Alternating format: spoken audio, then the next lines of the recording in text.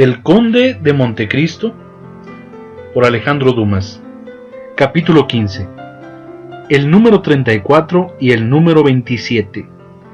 Dantes pasó por todos los grados de infelicidad que experimentan los presos olvidados en una cárcel. Empezó por el orgullo resultado de la esperanza y del convencimiento de la propia inocencia. Pasó después a dudar de esta inocencia, lo que casi justificaba las ideas del gobernador sobre la enajenación mental. Por fin cayó de las alturas del orgullo y rogó, no ya a Dios, sino a los hombres. Dios es el último refugio. El desdichado que debiera empezar por implorar al Señor no tiene esperanza en él hasta que se han agotado todos los demás recursos. Dantes rogó, pues, que se le sacara de su calabozo y se le trasladara a otro, aunque fuese lóbrego y más profundo. Un cambio, aunque desventajoso. Siempre era un cambio que no dejaría de proporcionarle alguna distracción por algunos días. Rogó le permitieran dar un paseo, le dejaran tomar el aire, leer libros y tener instrumentos. Nada de eso se le concedió, pero no por eso dejaba de pedir cada día. Habíase habituado a hablar a su nuevo carcelero, aunque era más mudo, si cabe, que el anterior. Pero hablar a un hombre aunque mudo no dejaba de ser un placer. Dantes hablaba para oír el sonido de su propia voz, pues que había probado hablar estando solo, y entonces su misma voz le aterrorizaba. Muy a menudo, cuando Dantes estaba en libertad, se formaba una idea altamente repugnante de esos calabozos de presos, entre los que no se ven más que vagos, ladrones y criminales cuya innoble ocupación es origen de orgías, en que se habla un lenguaje ininteligible y se crean amistades espantosas. Llegó, pues, a tal extremo que deseaba con ansia ser encerrado en uno de esos tabucos a fin de ver otras caras que la de su impasible carcelero afanado en no hablar. Echaba de menos las mazmorras, con sus infames costumbres, arrastrando su cadena y llevando su deshonra marcada en la espalda. A lo menos, los condenados a galeras se encontraban en sociedad con sus semejantes, respiraban el aire, veían el cielo. Al compararse con ellos, los tenía por más felices. Rogó un día al carcelero que se empeñara para que le proporcionaran un compañero, cualquiera que fuese, aun el mismo abate loco de quien oyera hablar. Un carcelero, bajo un aspecto feroz, abriga siempre algún resto de humanidad. El de Dantes sentía con frecuencia en el fondo de su corazón, aunque no lo dejara entender, cierta compasión por el desdichado joven a quien tan dura se hacía la prisión. Transmitió pues la súplica del número 34 al gobernador, pero éste, con la previsión de hombre político, creyó que Dantes se trataba de sublevar los presos, tramar alguna conspiración o tener un amigo que le ayudase en alguna tentativa de evasión, y en esta creencia se negó la petición. Dantes había agotado todos los recursos humanos. Como hemos dicho, esto debía ocurrir. Se dirigió al fin a Dios. Todas las piadosas ideas que se encuentran esparcidas entre la humanidad y que rebuscan los desdichados agobiados por el destino, vinieron entonces a animar su espíritu. Recordó las plegarias que le enseñara su madre en la infancia y halló en ellas un fondo de verdad, un sentido que hasta entonces no había advertido, porque para el hombre feliz la plegaria es tan solo un arreglo monótono y carente de sentido, hasta que el dolor viene a explicar al desdichado ese sublime lenguaje con la ayuda del cual se habla a Dios. Oró, pues, no con fervor, sino con rabia, haciéndolo en voz alta. No se espantaba de sus palabras.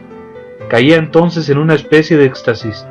A cada palabra que pronunciaba veía a Dios, rodeado de todo su esplendor. Sometía todas las acciones de su triste y desconocida vida a la voluntad de Dios Todopoderoso. Se imponía lecciones para más adelante, formaba 1000 propósitos y al fin de cada plegaria acababa con el interesado voto que los hombres tienen ocasión de hacer a sus semejantes antes que a Dios. Y perdona nuestras ofensas, así como nosotros perdonamos a los que nos ofenden. A pesar de sus fervientes plegarias, Dantés seguía preso. Entonces su espíritu se volvió más triste, una nube cubría su vista. Dantés era un hombre sencillo y sin educación. Los acontecimientos pasados se mantenían para él cubiertos con un tupido velo que sólo al saber es dado levantar. No podía en la soledad de su calabozo y en lo árido de sus ideas reverdecer los pasados tiempos, reanimar los pueblos destruidos, reedificar las antiguas ciudades que la imaginación hermosea y poetiza y que pasan ante los ojos gigantescas e iluminadas por el fuego del cielo, como los cuadros babilónicos de Martín. Para él no había más pasado que el suyo, por cierto, bien corto, su presente demasiado lúgubre, su futuro más dudoso, 19 años de luz para alumbrar la oscuridad de una noche eterna. Ninguna distracción podía venir a ayudarle. Su brioso espíritu, que no anhelaba más que cruzar de un vuelo, cual los ángeles, los inmensos espacios, se veía forzado a quedar prisionero como el águila en una jaula. Fijábase entonces en una sola idea, en la de su dicha destruida sin causa conocida. Y por una rara fatalidad se detenía idea, mirándola y remirándola por todas sus faces y devorándola, por decirlo así, cual un hambriento, así como en el infierno de Dantés, el despiadado Ugolino devora y roe al cráneo del arzobispo Rogelio. Dantés no sintió más que una fe pasajera basada en su propio poder y que perdió cual otros después de un desengaño, con la diferencia que él no la supo aprovechar. La rabia sucedió al misticismo.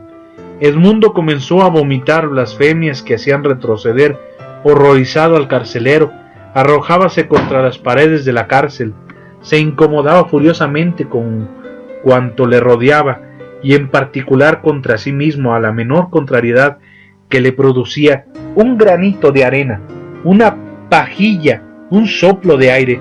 Entonces aquel escrito acusador que había visto en poder de Villefort y que había tenido en sus manos se representaba en su imaginación. Cada línea se le aparecía iluminada en la pared como el Manet, Tesel, Fares de Baltasar. Creía que era el odio de los hombres y no la venganza de Dios lo que le había lanzado en aquel abismo. Maldecía y condenaba a aquellos desconocidos a todas las torturas que su ardiente imaginación le sugería, y aún le parecía que las más terribles eran muy suaves y sobre todo muy cortas, porque después del suplicio venía la muerte, y en la muerte hallaban, si no el reposo, por lo menos la insensibilidad que le es muy parecida. A fuerza de repetirse cuando pensaba en sus adversarios que la calma sólo la proporcionaba la muerte y que cuando quiere castigarse a un hombre con crueldad es necesario valerse de otros medios, se fijó en su mente la triste idea del suicidio, desdichado de aquel que en el curso de su desgracia se fija en tan sombría idea. Es como esos tranquilos lagos que se dilatan en forma de cérulas, pero en los que siente el nadador pegarse sus pies en una masa cenagosa que le va atrayendo, que le absorbe, que le traga. Colocado ya en este punto, si no viene en su ayuda un socorro divino, todo ha terminado, y a cada esfuerzo para librarse precipita más su muerte. Con todo, ese estado de agonía moral es menos terrible que los sufrimientos que le han precedido, y que el castigo que probablemente le seguirá es un consuelo vertiginoso que nos enseña el sumidero, en cuyo fondo solo hay la nada. En este punto Edmundo halló algún consuelo en tal idea. Todos sus dolores, todos sus sufrimientos, aquella multitud de espectros que arrastraba en pos de sí, escaparon al parecer de este rincón del calabozo en que el ángel de la muerte podía poner su silenciosa planta. Dantés recorrió con calma su vida pasada, vio con terror su vida futura y eligió el punto medio en que se encontraba y que le parecía un lugar de asilo. Alguna vez, se decía, en mis viajes a puntos lejanos, cuando todavía era hombre y cuando este hombre libre y pujante daba órdenes, a otros hombres, que eran ejecutadas al instante. Vi al cielo encapotarse, rugir el mar amenazador, nacer la tormenta en un punto del cielo y extenderse cual gigantesca águila, tocando con los extremos de sus alas ambos horizontes. Entonces me daba cuenta que mi buque era un refugio impotente, puesto que mi embarcación, ligera como una pluma, en manos de un gigante, rechinaba y se estremecía. Después, al ruido de la silbante ráfaga, las montañas de agua pasaban sobre mi cabeza y el horroroso rumor de las olas y el aspecto de las desnudas rocas me anunciaban la muerte, y la muerte me asustaba, y hacía yo los mayores esfuerzos para librarme de ella, y reunía a los mayores esfuerzos del hombre toda la inteligencia del marino para luchar con Dios.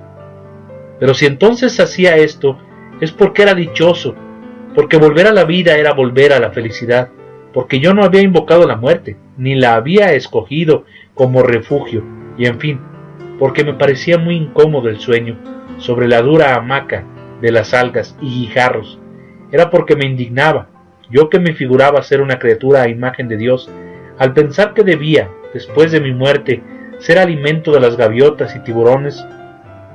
Pero ahora ya es otra cosa. He perdido todo aquello que me hacía tener apego a la vida. Me sonríe la muerte, como una madre al niño a quien va a mecer. Es que ahora muero a mi gusto, me duermo fatigado y quebrantado como dormía después de esas noches pasadas de rabia y desesperación, durante las que había dado 3000 vueltas alrededor de mi camarote, es decir, 30.000 pasos, lo que equivale a cerca de 10 leguas. En cuanto germinó esta idea en la imaginación del joven, volvióse más afable, más placentero. Estuvo más conforme con su pan negro y su dura cama, comió menos, no durmió más, y poco a poco encontró soportable aquel resto de insistencia que estaba seguro de abandonar cuando mejor le pareciese, como se deja un traje usado. Tenía a la mano 2 medios para conseguir su muerte. El uno, muy sencillo, consistía en atar a los barrotes de la claraboya un pañuelo y suspenderse de él. El otro consistía en dar a entender que comía el alimento y dejarse morir de hambre. El primero repugnaba en extremo a Dantes porque aborrecía a los piratas, gentes a quienes se cuelgan en las vergas de los buques. Ahorcarse le parecía, pues, una especie de suplicio infamante a que no quería sujetarse voluntariamente. Adoptó, pues, el segundo y lo puso en ejecución aquel mismo día. Aproximadamente 4 años se habían pasado en las alternativas referidas. A fines del segundo año, Dantes cesó de contar los días y cayó de nuevo en la ignorancia del tiempo de que anteriormente le había sacado el inspector. Dantes se había dicho: deseo morir, para lo que he escogido ya mi género de muerte. Entonces lo consideró bien, y temeroso de retroceder en su decisión, hizo juramento de morir de aquel modo. Cuando me traigan la comida por la mañana y por la noche, pensaba, tiraré los alimentos por la ventana, y así creerán que me los he comido. Hízolo tal como lo había prometido, 2 veces al día, por la claraboya enrejada a través de la cual apenas podía ver el cielo. Tiraba los víveres primero con placer, luego con reflexión, al fin con repugnancia, y le fue necesario recordar el juramento que se había hecho a fin de tener la fuerza suficiente para realizar su terrible designio. Los alimentos que otras ocasiones le repugnaban, el hambre se los presentaba apetitosos a la vista y de buen aroma. Alguna vez tenía durante 1 hora en su mano el plato que los contenía, fija su vista en aquel pedazo de carne podrida o de pescado infecto y en el pedazo de pan negro y enmohecido.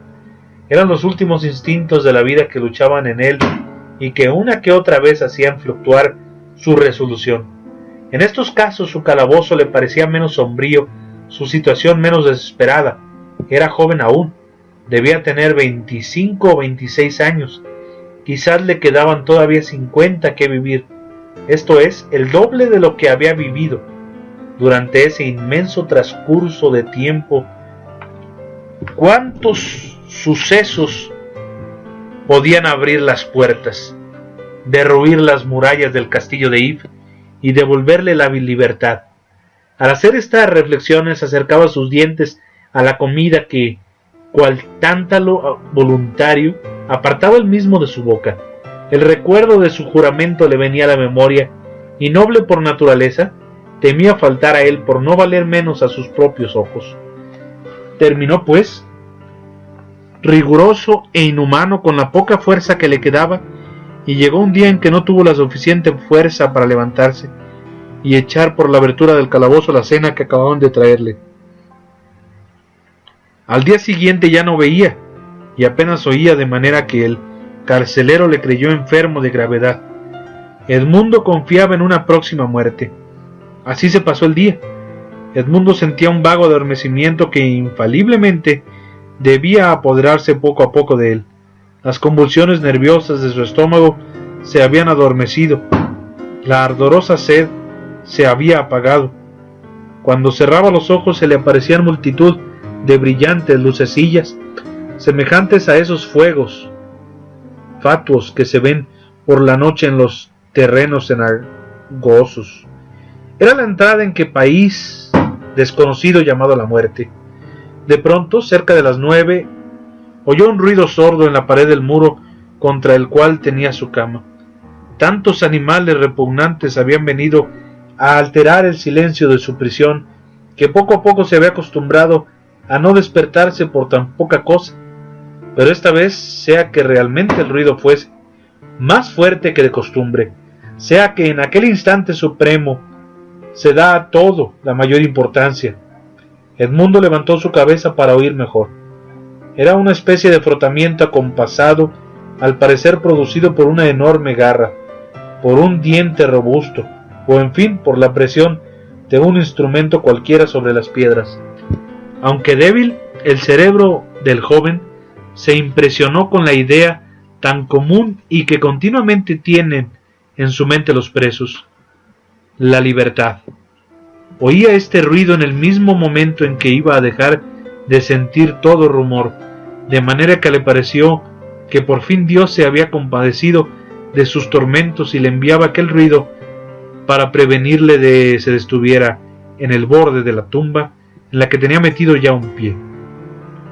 ¿Quién sabe si alguno de sus amigos, uno de sus más queridos seres, en los que había pensado con tanta frecuencia, se ocupaba en aquel momento en su favor y buscaba los medios de vencer la distancia y los obstáculos que los separaban? Pero no, sin duda Edmundo se engañaba. Sería una de esas ilusiones que fluctúan en la mente a la hora de la muerte.